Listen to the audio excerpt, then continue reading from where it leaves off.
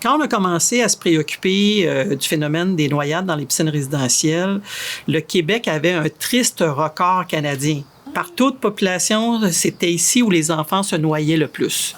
Alors donc, on s'est dit, est-ce qu'on va toutes les interdire, ces piscines-là? Non.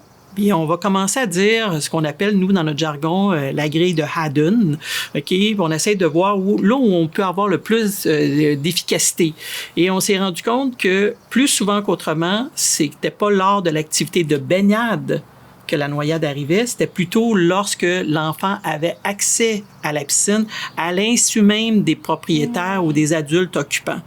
Donc, on s'est dit, étant donné qu'on ne peut pas avoir cette surveillance-là constante, parce que c'est un défi en tant que parent, 24/7, là, moi, j'en connais pas de parents qui ont réussi à faire ça. Là.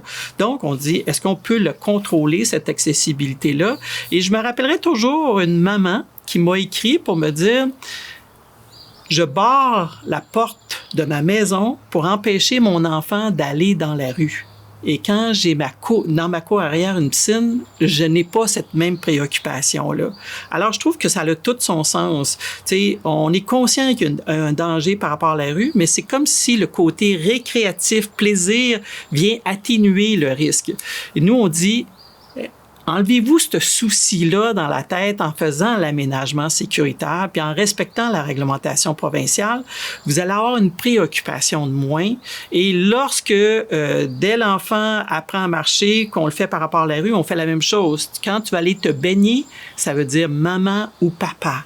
OK? Et là, c'est peut-être, dans un cas, c'est le dispositif de flottaison que je vais demander à l'enfant de porter tout le temps. Puis je vais peut-être expliquer au grand frère et à la grande sœur que le petit frère ou la petite sœur a besoin de ce dispositif de flottaison-là. Et naturellement, suivre des cours de natation, c'est fondamental parce que préscolaire, ce qu'on appelle, là, dans le fond, là, les enfants de 1, 2, 3 ans, qu'on appelle chez nous, dans notre jargon, des cours par-enfant, on va montrer à l'enfant comment faire l'étoile sur le dos. S'il réussit à faire l'étoile sur le dos puis qu'il tombe dans l'eau, bien, ça va être ça son réflexe, de venir à la surface de l'eau et de pouvoir continuer à ventiler puis peut-être, des mamans ou papa, il y a un petit problème, là. Puis dès que l'âge de 4 ans, ben il y a toutes les habiletés motrices pour apprendre à se déplacer dans l'eau et à nager, éventuellement sans ces dispositifs de flottaison.